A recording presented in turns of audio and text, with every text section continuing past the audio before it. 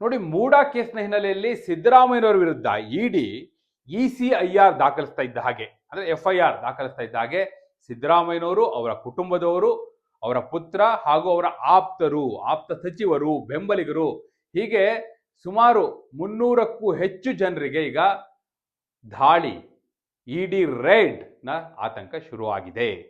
ಯಾಕಂದ್ರೆ ಈ ಹಿಂದೆ ಈಗ ಅರವಿಂದ್ ಕೇಜ್ರಿವಾಲ್ ಪ್ರಕರಣದಲ್ಲಿ, ಸೋರೇನ್ ಪ್ರಕರಣದಲ್ಲಿ ಯಾವ ರೀತಿ ಇಡಿ ದಾಳಿಗಳನ್ನ ಮಾಡಿತ್ತು ಅನ್ನೋದನ್ನ ನೋಡಿರೋದ್ರಿಂದ ಸಹಜವಾಗಿ ಅವರೆಲ್ಲರಿಗೂ ಕೂಡ ಆತಂಕ ಸೃಷ್ಟಿಯಾಗಿದೆ. ಕೆಲವರೆಲ್ಲ ಒಂದ್ 2-3 ಹೆಸರು ಹೇಳ್ತಾ ಇದ್ದಾರೆ. ನಾಟ್ ಓನ್ಲಿ 2 or 3, ಈಗ ಜಮೀರು, ಬೈರತಿ ಸುರೇಶ್, ಮಾದೇವಪ್ಪ ಅವರಷ್ಟೇ ಅಲ್ಲ.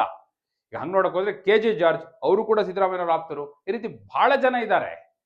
ಆದರೆ ಕೇವಲ ಬೆರಳಿಕೆಯಷ್ಟು ಮಂದಿ ಅಲ್ಲ, ಸುಮಾರು 300 ಮಂದಿ ಈಗ ಈ ಆತಂಕಕ್ಕೆ ಒಳಗಾಗಿದ್ದಾರೆ. ಏನಾಗಬಹುದು?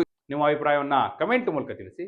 ಹಾಗೆ ನೀವಿನ್ನೂ ವಾರ್ತೆ ಚಾನಲ್ನ ಸಬ್ಸ್ಕ್ರೈಬ್ ಮಾಡಿಲ್ಲ ಅಂದ್ರೆ ಈಗಲೇ ಸಬ್ಸ್ಕ್ರೈಬ್ ಮಾಡಿ.